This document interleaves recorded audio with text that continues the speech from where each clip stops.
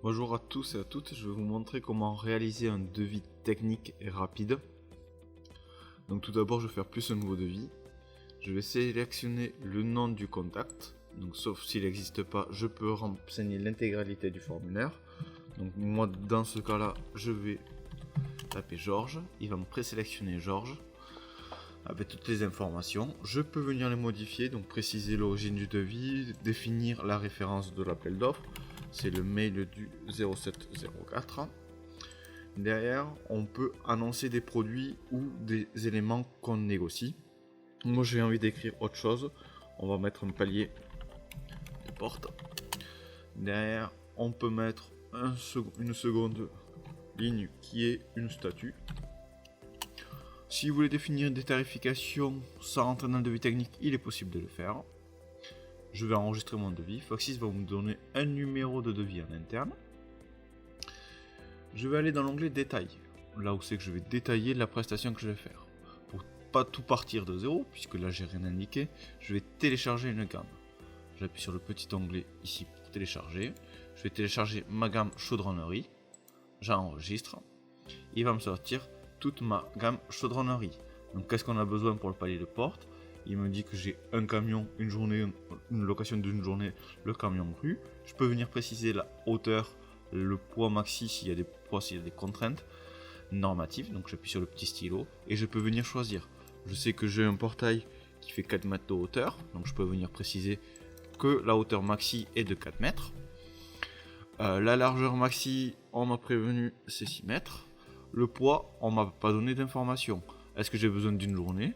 Je préfère prévoir 2 journées dans mon cas. J'enregistre. Second onglet, vous avez l'échafaudage. Quelle longueur d'échafaudage vous avez besoin? Vous pouvez venir préciser. Si je n'ai pas besoin de quantité, je peux venir modifier la quantité. On peut estimer un tarif si on souhaite mettre un tarif. Et on peut mettre un commentaire si on le souhaite. Sur toute la partie de droite, vous retrouvez la main d'œuvre. Donc combien d'heures je prévois pour mes méthodes? J'appuie sur le petit stylo, je choisis le nombre d'heures. On va prévoir 5 heures. Pour l'atelier, combien d'heures, etc. Je peux venir choisir l'intégralité de mes données. On peut même venir y rajouter un commentaire et j'enregistre. Il est possible de passer des consultations pour tout ce qui est approvisionnement. Donc ici on a marqué qu'on a besoin de 1 mm. Mettons que je n'ai pas besoin de 1 mm, je vais choisir quelle est la quantité qu'on veut en longueur de tôle. Moi j'ai besoin de 500 mm. En hauteur, quelle est la hauteur de la tôle? 100. Et derrière une largeur de 2000. J'enregistre. Du coup j'ai ma tôle qui est personnalisée. Cette tôle, je veux lancer une consultation. Donc les petites bulles me permettent de lancer une consultation. Donc la consultation, c'est la demande de prix à votre fournisseur. Je peux sélectionner, ici il va me sortir tous les fournisseurs chez qui j'ai le droit de commander. Soit j'enregistre. Donc je peux enregistrer ma consultation. Dans un nouvel onglet, vous avez l'aperçu de la consultation qui vous renseigne les informations que nous avons prédéfinies. Donc les quantités, les hauteurs, largeurs. On laisse marquer le prix, le délai. L'onglet précédent, du coup, il vous trace que la consultation n'a pas été envoyée par mail. Je peux cliquer sur le petit mail pour envoyer la consultation.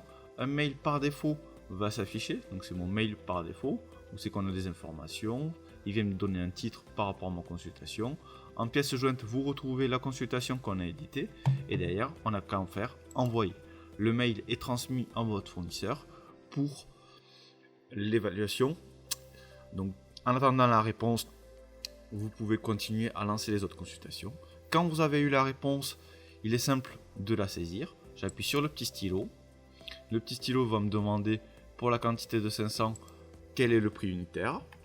On peut rajouter un prix fixe, la plupart du temps les frais de transport, qui ne va pas dépendre de l'unité, de la quantité. J'enregistre. Voilà. Comment saisir une réponse d'une consultation. Si vous avez beaucoup d'éléments à chiffrer, à la place de faire consultation par consultation, il est possible d'utiliser analyser toutes les consultations. Foxys va vous sortir par fournisseur l'intégralité des consultations. Donc on peut venir y mettre un titre, on peut définir sur quel type d'imprimable on veut, avant quand le fournisseur doit répondre. La note de 100 ici, c'est la note fournisseur que vous avez pour ce prestataire. C'est-à-dire qu'ici Foxys, il est moins bien noté et on lui a donné une note de 70 pour réaliser ça. Un fournisseur peut avoir plus ou moins de droits. C'est-à-dire que les droits sont en fonction des éléments. C'est-à-dire que ce fournisseur, on pourra le consulter que pour 2 éléments. Celui-là, on peut le consulter pour 2, alors que cela, on peut le consulter pour 3. Si je souhaite changer, ne pas afficher forcément la consultation, on peut dire celui-là, je ne le consulte pas, autrement, je peux le reconsulter. Si des consultations sont présentes, les consultations s'affichent. C'est-à-dire que tout à l'heure, on a lancé une consultation, il m'indique qu'il y a eu la consultation 221. Si je reclique dessus, je vais quand même le reconsulter. Autrement, je peux relaisser ma consultation précédente.